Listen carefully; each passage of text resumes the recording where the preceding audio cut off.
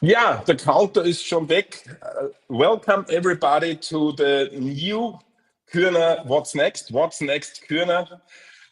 Today it's a very special episode. I have a real cool guest for everybody here. Yes, I know sometimes it's a little bit different for somebody that we right now speak in English. But it's a pleasure for me to introduce Endre Dingsør. I hope I spell it right. Please, Endre, tell us a little bit who you are and what's the reason why we speak together right now. Thank you, Gerhard. First and foremost, very happy to be here. I'm thrilled to announce that we are kicking off an initiative now that we both feel much for and have worked with, I think, in our different markets for some time.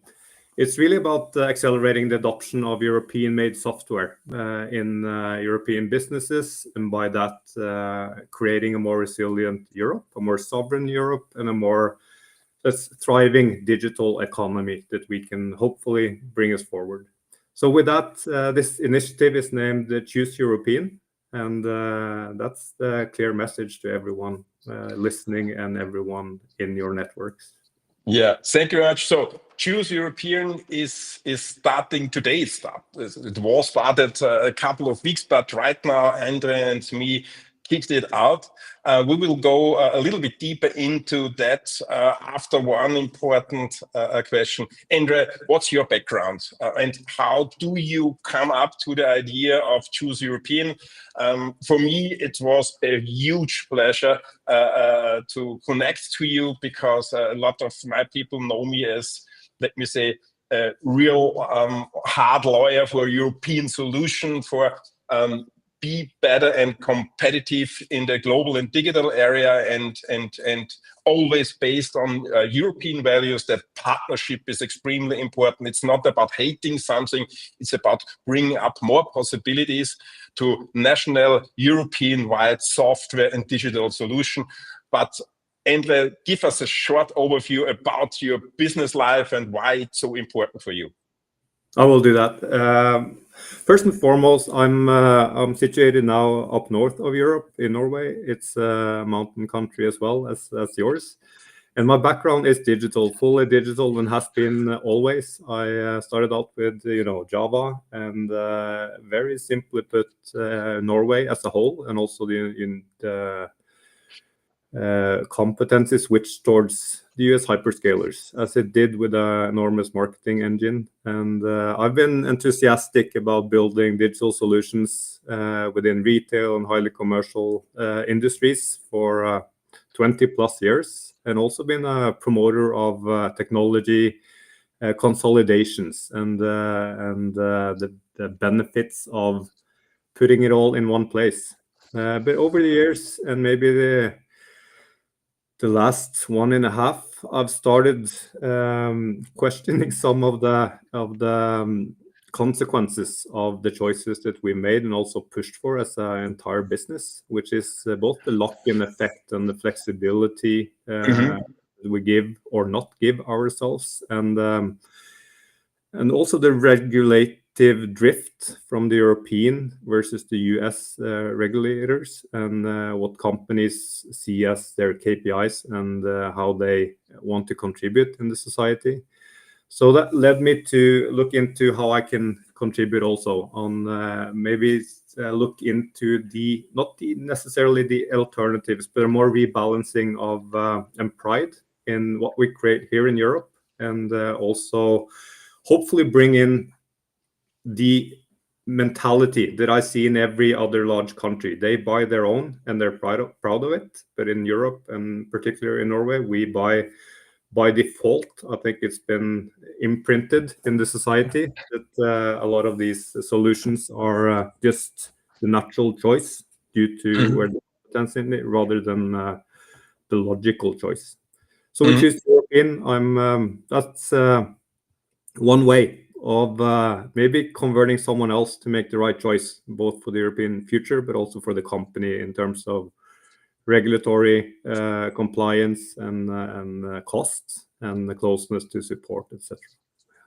Yeah, and I think that that's the reason why I fully agree to you and support, because as everybody know, I'm also not the young college dropout right now, so I have also a couple of decades behind me, starting in the 80s with the first Commodore VC20, Yes, I was there too. Atari ST and all that stuff in that area. In the 90s, then when email is first coming, then internet is coming, and then the global 2000 problem where everybody is dying because the computer will stop and everything else. And over this timeline, which is really heartbreaking for me, is that in the time when changes were there, sometimes we do more kidding about it. It's not very interesting. It's not very necessary. And afterwards, we are fully depending on a solution. There are a lot of good solutions out there. That's not the question about that. But I think the reason why we together with everybody is that Choose European should be an initiative that dedicated to build Europe's digital sovereignty, to make more innovation possible and to make more option possible. Because sometimes there are options, maybe they are not so convenient. Mostly of them are not findable for people, because when you discuss it, there is a solution, but yeah, I didn't know. And Yes. not everybody takes the time to search because it's quite convenient. And I think we should break that a little bit to bring everybody up. And I think that's a huge possibility also when people are in competitive areas. I know it from the AI area, and you are especially on the broader range, digital and AI. Sometimes there is some sort of competitiveness, yes, of course, but I think in such an initiative, Choose European, we can combine everybody on the market, and everybody can support us and can support these initiatives. And you started bringing up the first web page and such thing. I will show it right now. So if people are interested, they find the first, let me say, communication nuggets and information. So I will show quite short that there is the possibility that everybody can go to chooseeuropean.eu, and you can find there the first information. You can search a catalog. Maybe, Endre, explain a little bit what's the first version of the website and what people can find there, and how can they contact us when they say, we will support that, we will help, we will go with you. Yeah, fantastic. I'll try to explain the concept as it is now, and it will definitely evolve over time. So it's basically around three core concepts. One is that we need to discover that it's there, that all the European solutions are actually available. And I think when that's clear, that there is some options, that could be an order to someone or a part of a procurement process saying we would like to also look at the local alternatives. If you next one make a decision, it's about learning that it's safe and it's absolutely someone else who's done it. So you're not the first mover. It's not a risk to the business. It's not always safe to always go with the top ones, and then American companies. And then the last one is, so how do you get help, both from the, it's many levels in the stack here, and we're focusing on SaaS solutions because that's a huge part of the licensing, and also moving down into cloud and infrastructure. There are companies today who can help you, and this is more about guiding and allowing you to see that there is a choice. So I think this is very important now, and maybe in particular within AI and the broader digital sovereignty discussion we have in Europe. So this is for businesses to get involved and show also the market that they care about their local markets and the client data. So I think this is actually a huge marketing opportunities for agencies who have defaulted to US solutions, not by default, not by feature set or by pricing, so more the competency. So challenge yourself, both as a business owner, as a decision maker, but also as an agency and consultancy and advisor to to your market. Yes, thank you very much for the introduction, Endre. I think it's important for everybody. You find us on LinkedIn. Please follow us there. Please give comments up. Please contact us. If there's anything what you can do to make Choose European more important, bring and help us in communication to decision makers.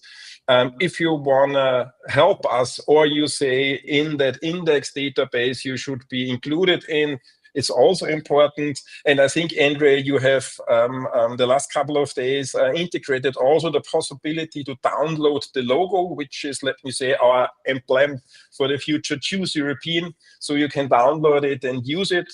And Endre and I are also planning for the next couple of months what will be the next steps which we can support everybody in European, that it's much easier to choose an European solution in that area. So stay tuned in that. Endre, what was for you, or what is the main important issue for you personally in Choose European for the future? What should, on your point of view, the vision, the outcome in the next, let me say, couple of years, what Choose European, this initiative, should bring for everybody? I hope that it becomes just as natural to select local and European SaaS and also technology as it is today to not select it. And in particular here in Norway, we see that it's a default choice, not by any values that are not there, but it's more, I don't think about it type of choice. It's just this one. So open up, and the default choice should in the future be European. Yeah, thank you very much. And I only can add that the future will bring a lot of things where we need everybody's help. Everybody's help in bring Choose European to everybody out there. And also, Endre started with this first search possibility of the website, which should grow. And we will, beyond awareness, also try to actively support companies through cooperation, connectivity, or knowledge exchange. Sometimes it's important, as Endre and I, we saw us on LinkedIn, and we write that some short DMs, and we found out we are completely in the same vision and direction. And I think this is the best case when we can do this for everybody within this great European software and technology area, and we can connect the dots, that two dots together can make an European choosable software stack or whatever, then we can do something. Because as you mentioned, for me, the last couple of years, especially in Austria and also in German-speaking market, there are so much theoretical discussion about the next discussion, the next initiative, the next, let me say, some sort of government-owned program, which are slow and very, very theoretical. I think everybody, and we both are in the technology area, we need practical doing steps which are there in the next couple of weeks, and not the initiative, which are great when you say AI hyperfactories, but they will go on steam in 2 or 3 years. So what's the possibility to sit in a dark chamber and waiting three years? So we can do right now, and we need the help. And I think this is one possibility where everybody who normally say we should do something on LinkedIn, here is the possibility. Quite Absolutely. Easy. Come to us, you can do a lot. Absolutely. We need more voices. This is a movement. It's not a two-man show. So we need voices in every corner of Europe. Do you have any influence on other people's decisions? Please reach out and let us connect. You mentioned the logo. Let's create a network where we can promote each other and also bring more emphasis and power to the messaging. And I just wanted to mention also that there is a learn section here. And if you have any experience about choosing European, that's highly valuable. And if you want to share your story, you get promoted as well. So it's a great opportunity to show and tell and get promoted with a logo and your story. And it will comfort everyone who's a little bit worried about making a choice that is not the historical default one.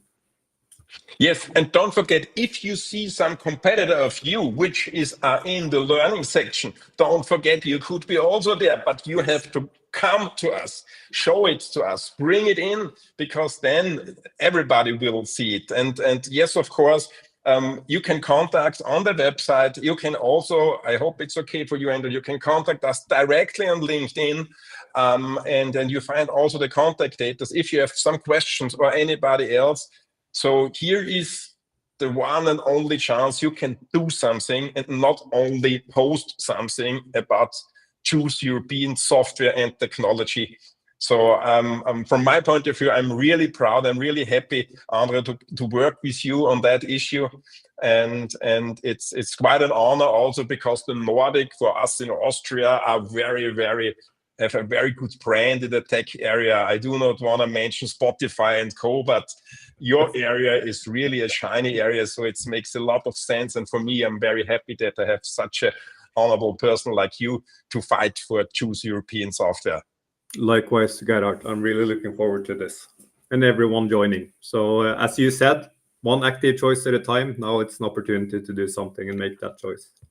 Yes. So everybody who is interested, stay tuned on LinkedIn and also on the website. I will do also a lot for the German-speaking people afterwards in the and so contact us if you have any idea or want to support this. But this is the kickoff of Choose European. From day 0 right now. We will start to bring a real opportunity for decision makers in Europe. So, Endre, thank you very much for your time. I know it's not so easy in a full schedule to find time. Thank you very much for being here. I think it will not be the last, it's not the first and also not the last time that we hear about that. I think when we have the next steps or the next milestones, we will do it again, especially in English, that we can really reach every European country. So, Endre, thank you very much for being here. Thank you. Yes, for everybody, we are on the finish from the first What's Next Körner. Yes, I know some people are sad that the Körner's Kaffeepause is dead, but there's something new. We will see us next week on Friday, 9 Uhr, same time, same station with What's Next Körner. So stay tuned and happy Friday. See you next week. Bye-bye.